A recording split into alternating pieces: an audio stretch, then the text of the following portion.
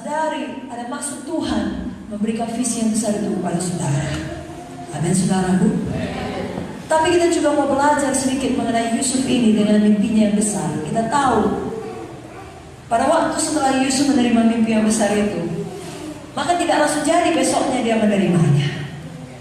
Ada jangka waktunya, ada prosesnya. Demikian juga kita.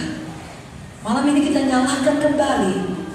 Tapi kalau minggu depan gak langsung digenapi, dan kami pun pulang pada hari Sabtu, jangan lagi redup.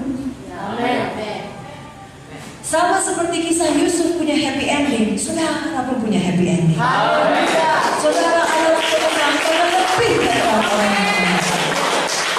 Kalau Yusuf ditolong Tuhan, padahal itu adalah perjanjian lama di mana Roh Kudus tidak dicurahkan kepada semua orang, apalagi kita di zaman perjanjian baru ini. Saudaraku, Yusuf mengalami banyak proses, banyak bentukan. Kita sebagai anak-anak Tuhan, jangan takut dibentuk oleh Tuhan. Amen. Demi mencapai visi yang besar itu, karakter kita harus sebanding. Itu sebabnya diizinkan Tuhan kita mengalami bentukan. Bayangkan kalau anak kecil menerima warisan 1 miliar dan diberikan begitu saja tanpa ada perwaliannya. Maka uang 1 miliar tersebut kepada anak kecil itu tidak akan membawa kebaikan. Karena dia tidak cukup dewasa untuk memakainya. Dia tidak mengerti pun itu. Hari ini dia beli lollipop, besok es krim, besok makan Indomie. Apa dia mau beli, dia beli. Lalu orang akan menipu dia, bahkan mau mencelakai dia, jadi merampas uangnya itu. Tapi kalau uang sebesar itu diberikan kepada seorang yang sudah dewasa, yang sudah lama bekerja, maka itu uang akan sangat banyak manfaatnya. Dia tahu bagaimana menginvestasikannya, dia tahu bagaimana untuk menolong pekerjaan Tuhan, dia tahu bagaimana untuk mempersiapkan bagi generasi berikutnya, dan seterusnya. Demikian saudara dan saya, Tuhan berikan visi yang besar, lalu terjadi banyak proses, ada jangka waktu sampai itu digenapi. Jalani dengan sukacita, karena itu semua berguna untuk membentuk kita, sehingga kita cukup dewasa, tidak justru hancur oleh keberhasilan kita pada waktu kita sampai pada visi yang besar itu. Sama seperti Yusuf, ada beberapa ujian yang dihadapinya, barulah dia akhirnya sampai pada kegenapan visinya. Sebenarnya tidak cukup 1 malam untuk menceritakannya, tapi saya coba singkatkan saudaraku. Ujian yang pertama yang dialami Yusuf adalah, kita sebut saja ujian pengkhianatan. Suatu hari Yusuf disuruh ayahnya untuk melihat abang-abangnya di Sikem. Lalu dia patuh. Tapi sampai dia di Sikem, gak ada lagi mereka di sana. Sebenarnya Yusuf bisa pulang. Saking patuhnya. Saudara tahu ada ayat dalam firman, kalau orang memaksakan berjalan 1 mil, perjalanan dengan dia 2 mil. Kira-kira begitulah Yusuf. Dia dapat info bahwasanya abangnya ada di Dotan. Demi patuh kepada ayahnya, dia pergi ke Dotan. Apakah imbalan atas kepatuhannya? Apakah dia diberkati? Tidak. Justru dari jauh abang-abangnya bermufakat membunuh dia. Dimulai dengan membuka jubah kebesaran dari bapaknya, lemparkan dia ke dalam sumur. Saya percaya semua kita tahu masuk ke sumur itu gak bahagia, walaupun itu sumur yang kering.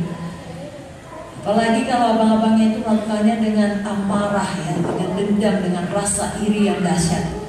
Saudara bisa bayangkan betapa anak muda ini bingungnya, campakkan ke dalam sumur, berteriak-teriak, menangis, minta tolong dikeluarkan. Tidak tahu kenapa abang-abangnya begitu membenci dia, mau bunuh dia. Apakah akan dilempari dia dengan batu? Apakah dibiarkan tersiksa, mati kelaparan? Apa yang terjadi dengan hidupnya? Itulah dia alami Yusuf. Lalu tiba-tiba diangkat dia, ditarik dari sumur, dipikirnya sudah siaplah ini bulinya. Tidak, dijual jadi budak. Dari seorang anak manja yang begitu dikasihi ayahnya, dalam sekejap mata berubah menjadi seorang budak oleh kebencian saudara-saudaranya. Tapi Yusuf tidak menyimpan kebaikan. Bapak Ibu Saudara, semua kita pernah disakiti dalam hidup ini, dan semua kita pun pernah menyakiti orang. Karena kita tidak sempurna. Bahkan di dalam gereja, dalam tubuh Kristus sekalipun akan ada gesekan-gesekan. Beberapa dilakukan dengan tidak sengaja, sayangnya beberapa dilakukan dengan sengaja. Kalau hal itu jadi pada saudara, pilihlah untuk mengampuni. Kurang kuat amin ya. Pilihlah untuk lulus ujian pengkhianatan. Karena kalau kita menyimpan kebencian dan dendam, itu hanya menyakiti diri kita sendiri. Kalau kita berkata, aku akan mengampuni dia kalau dia minta maaf lebih dahulu, mungkin sampai Yesus datang, dia tak akan minta maaf.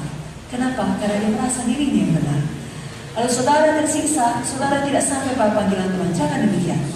Dalam Kejadian 39 ayat 2, ketika Yesus sudah dijual kepada pedagang saudagar Ismail, lalu mereka menjualnya lagi ke Mesir, sampai dia landing di rumah Potifar, Alkitab menuliskan Allah menyertai dia, sehingga dia berhasil dalam apa yang dikerjakannya. Saya yakin kalau Yusuf menyimpan dendam, Tuhan tidak menyertai dia. Karena Tuhan tidak pernah memaksa siapapun. Karena dia melepaskan pengampunan, maka Tuhan dapat menyertai dia, dan dia dapat berhasil dalam pekerjaan. Apa banyak sih mau mengampuni orang-orang yang menjahatinya? Semua angkat tangan yang katakan saya. Kalaupun saudara katakan sangat berat, Tuhan mengerti. Amin saudaraku. Roh Kudus yang akan menolong saudara. Saudara merasa tidak mampu, akukan dulu dengan iman. Roh Kudus akan memimpin dan memampukan saudara. Jangan keraskan hati. Jangan biarkan akar pahit tumbuh saudaraku. Dalam buku Ibrani 12 ayat 15 katakan, jagalah supaya jangan ada seorang pun menjauhkan diri dari kasih karunia Allah, agar jangan tumbuh akar yang pahit yang menimbulkan kerusuhan dan yang mencemarkan banyak orang. Kalau seorang tidak mau mengampuni, dapat tumbuh akar yang pahit.